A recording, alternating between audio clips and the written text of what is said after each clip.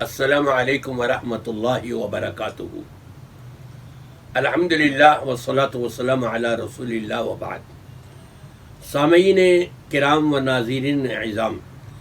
آپ یہ دیکھ رہے ہیں کہ میرے سامنے میرے ہاتھوں میں کیا ہے؟ قرآن کریم، اللہ کی کتاب، جس پر ایمان لانا ہر ایک کے لیے لازمی اور ضروری ہے۔ جو اس پر ایمان لانے کے بعد پھر اس کے خلاف ورزی کرے تو یقیناً اس کے لیے جنت نہیں جہنم ہے، رب تبارک و تعالیٰ کی ناراضگی اور غیظ و غضب ہے۔ دیکھیں قرآن پاک میں رب تبارک و تعالیٰ کیا ارشاد فرما رہا ہے، وَالَّذِينَ تَدْعُونَ مِن دُونِهِ مَا يَمْلِكُونَ مِن قِطْمِيرٍ، جن کو تم اللہ کے سوا مدد کے لیے پکارتے ہو،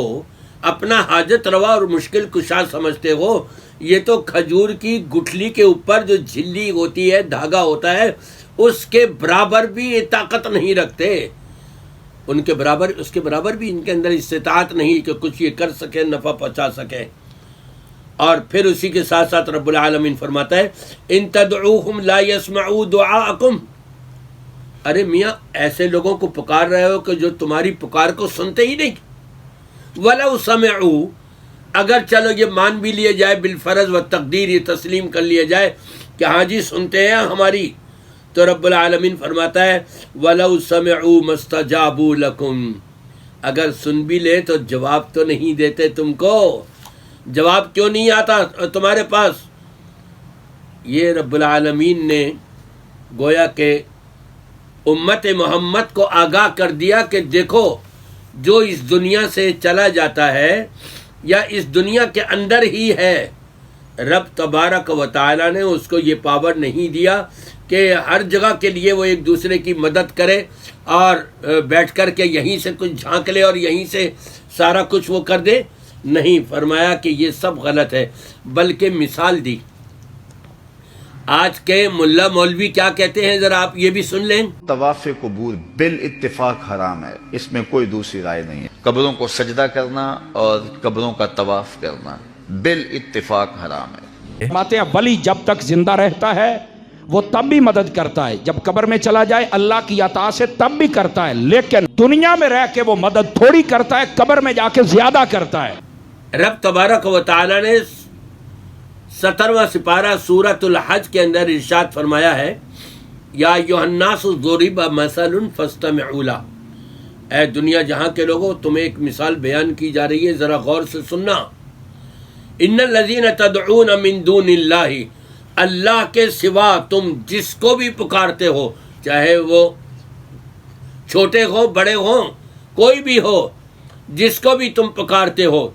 لن یخلقوا ذبابا ولو اجتمعوا لہ، وہ تو ایک مکھی بھی نہیں بنا سکتے، چہ جائے کہ تمہیں 3-4 پاؤنڈ کا جو ہے 8 پاؤنڈ کا بیٹا بیٹی دے دے تمہیں، وہ تو ایک مکھی بھی نہیں بنا سکتے۔ اور اس کائنات کے سارے تمہارے بنائے ہوئے بابا ولی جن کو تم حاجت روا مشکل کشا سمجھتے ہو، بما شیخ عبد القادر جیلانی کے سارے ولی جمع ہو جائیں تو رب العالمین فرماتا ہے اگر یہ جمع بھی ہو جائے پھر بھی ایک مکھی نہیں بنا سکتے۔ وَإِن يَسْلُبْهُمُ الذُّبَابُ شَيْئًا لَا يَسْتَنْقِذُوا مِنْهُ، یہ بیٹا بیٹی دینا مکھی بنانا تو دور کی بات رہی، جو تم شیرینی چڑھاتے ہو مزاروں پر، خانقاہوں کے اوپر، جو تم باباؤں کی قبروں کے اوپر جا کر کے یہ پیشکش کرتے ہو، شیرینی چڑھاتے ہو، فرمایا اگر مکھی اپنے منہ میں ایک بھونگا بھی لے کر کے اڑ جائے اس میں سے، تو میاں یہ تمہارے بابا جو ہے نا جو قبروں میں ہے، یہ تو اتنا بھی طاقت نہیں رکھ سکتے کہ یہ مکھی کو پکڑ لے کہ یہ تو کہاں لے کر کے جا رہی ہے، یہ تو میرے نام کا آیا ہوا ہے۔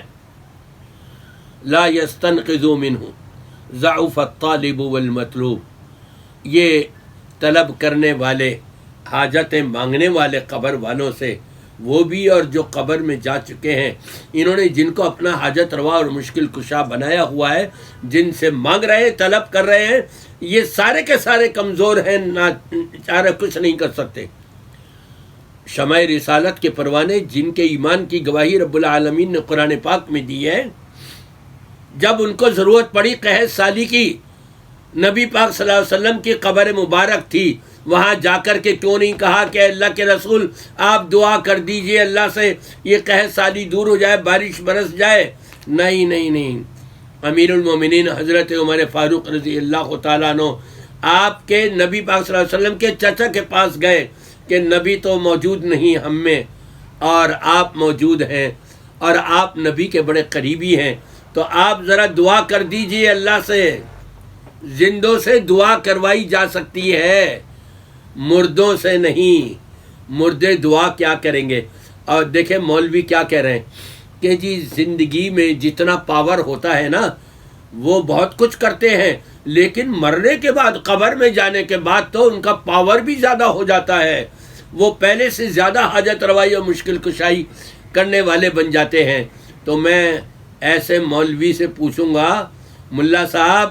یہ تو بتائیے جب آپ کے پیر کا انتقال ہو گیا تھا، آپ جس ولی کا ذکر کر رہے ہیں اس کا انتقال ہو گیا تھا، وہ اپنا غسل کیوں نہیں کر لیا؟ اپنی حاجت پہلے کیوں نہیں پوری کر لی؟ اس نے اپنا ہی خود استنجا کیوں نہیں کر لیا؟ دوسرے لوگوں نے اس کا استنجا کرایا، کفن دوسرے لوگوں نے پہنایا نہلا کر کے، دوسرے لوگ اپنے کاندھوں پر اٹھا کر کے اس کو لے کے گئے، دوسرے لوگوں کا یہ محتاج ہو گیا تمہارا بنایا ہوا ولی اور یہ پیر، اور لوگوں نے اپنے ہاتھوں سے اس کو قبر میں اتارا، قبر میں بھی نہیں اتر سکتا تھا وہ تو، اور جب قبر بن گئی تو اب اس کا پاور بڑھ گیا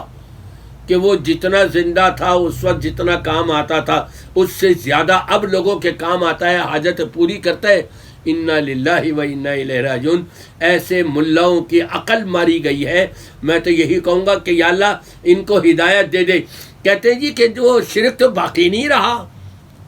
اللہ کے رسول صلی اللہ علیہ وسلم نے فرمایا تھا کہ مجھے تمہارے امت کے اوپر یہ خطرہ نہیں ہے کہ وہ شرک کرے گی، لہٰذا یہ سارے وہی شرک کے کام کر رہے ہیں، اس حدیث سے غلط مطلب نکال رہے ہیں۔ اگر یہی مطلب تھا تو پھر حضرت عائشہ رضی اللہ تعالیٰ عنہ فرماتی ہیں کہ اگر مجھے خدشہ نہ ہوتا تو میں نبی کریم صلی اللہ علیہ وسلم کی قبر مبارک کا راستہ کھلا رکھتی، ہر ایک کوئی آتا اور وہ وہاں پر ملتا اور آ کر کے دیکھتا اور درود السلام جو پڑھنا ہوتا پڑھتا، لیکن چونکہ خدشہ ہے کہ لوگ وہاں پر کچھ اور غلط کام نہ کرنے لگ جائیں، یہ شرک کا ہی تو خدشہ تھا جو انہوں نے دروازہ کھلا نہیں چھوڑا نبی پاک صلی اللہ علیہ وسلم کی قبر کے لیے۔